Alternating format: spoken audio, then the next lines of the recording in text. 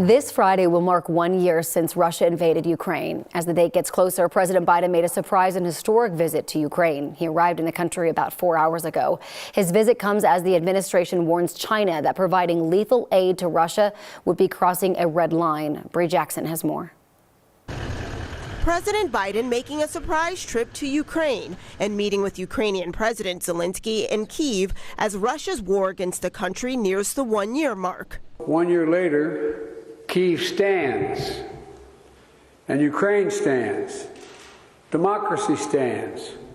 The Americans stand with you. The president's trip comes as the U.S. is expected to announce another large military aid package for Ukraine in the coming days. However, it is not expected to include the F-16 fighter jets Ukraine's president and some lawmakers have pushed for. The longer they wait, the longer this conflict will prevail. As the violence rages on, White House officials say they've determined Russia has committed war crimes. We believe that this is a systematic, deliberate effort by the Kremlin. The U.S. also warns that China may be considering providing lethal aid to Russia. We make clear to the Chinese that there will be consequences should they make that unfortunate decision. Secretary of State Antony Blinken met with his Chinese counterpart over the weekend. Diplomatic tensions between the two countries have risen since the U.S. shot down a suspected Chinese spy balloon in U.S. airspace. I told him quite simply that that was unacceptable and can never happen again. The Biden administration sending a strong message to other countries. Remind us that freedom is priceless.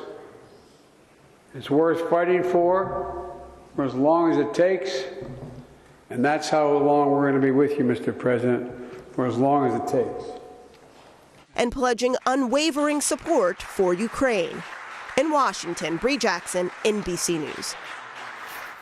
Back here at home, people with ties to Ukraine are still raising awareness and support. The group Ukrainians in Colorado has worked to collect dozens of pallets of medical supplies to be shipped to Ukraine. They've also supported refugees who've come to Colorado. Next weekend, they're planning a rally at the state capitol to show support.